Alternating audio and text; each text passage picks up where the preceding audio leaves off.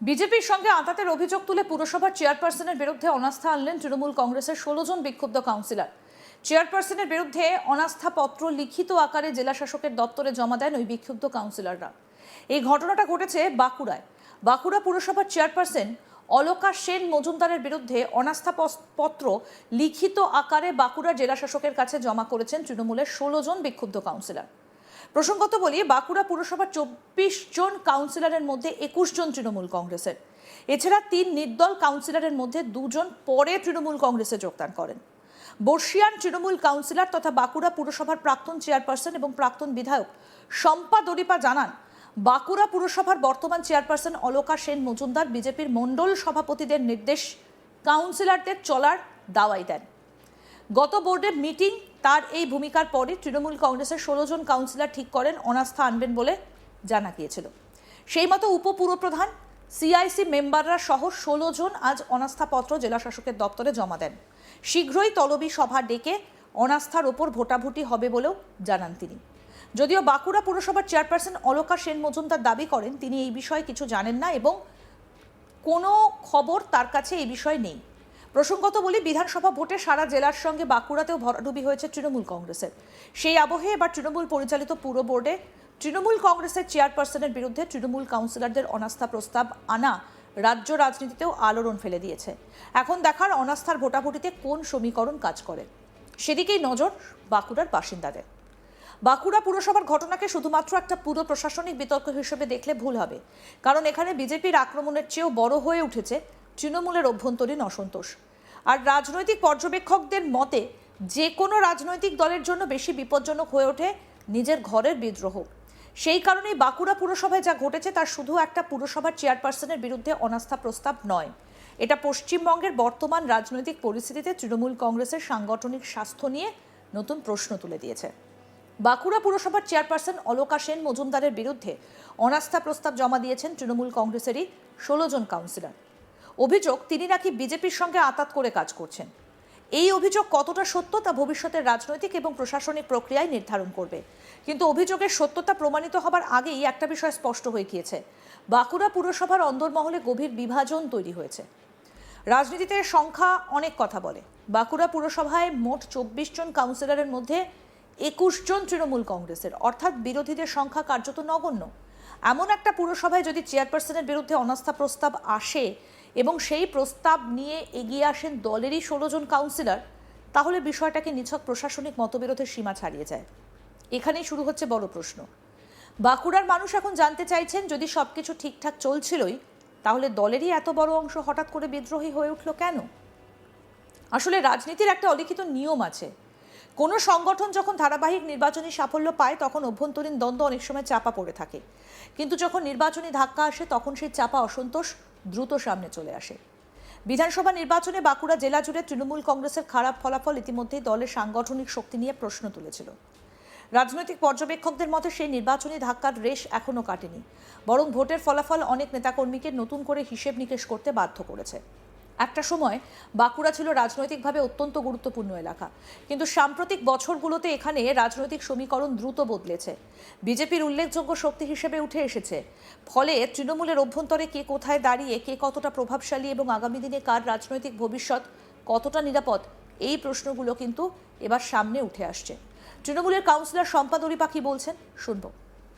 একনায়কতন্ত্র আর স্বজন পোষণ আর মন্ডল সভাপতিদের দিয়ে কাজ, আমরা আমাদের পক্ষে সম্ভব নয়। আমরা সবাই তৃণমূলের ফুলে জিতে এসেছি।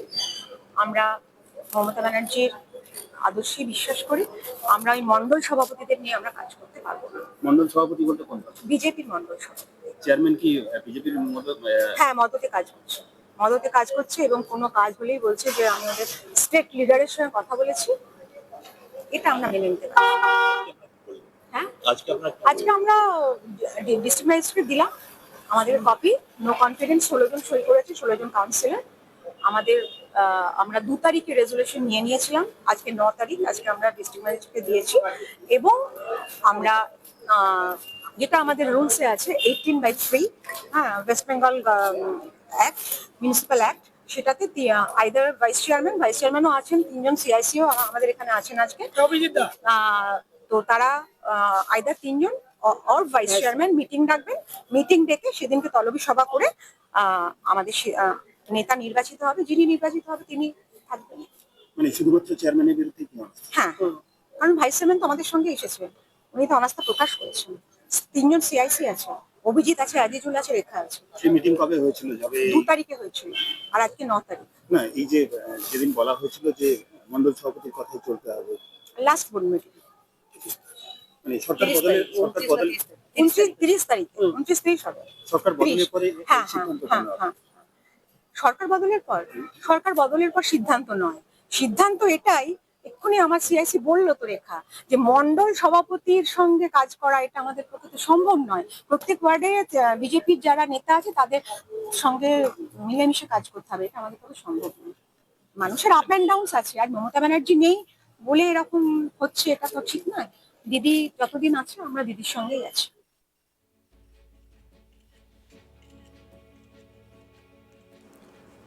বাঁকুড়া পুরসভার চেয়ারপারসন অলকা সেন মজুমদার কি বলছেন শুনবো। দেখুন, এই বিষয়টা আমার জানা নেই, আমার কাছে এরকম কোনো খবর নেই। বিষয়টা আমি নিশ্চয়ই জানবো, জানার পরে আপনাদেরকে ডেকে আমি যা বলার বলবো।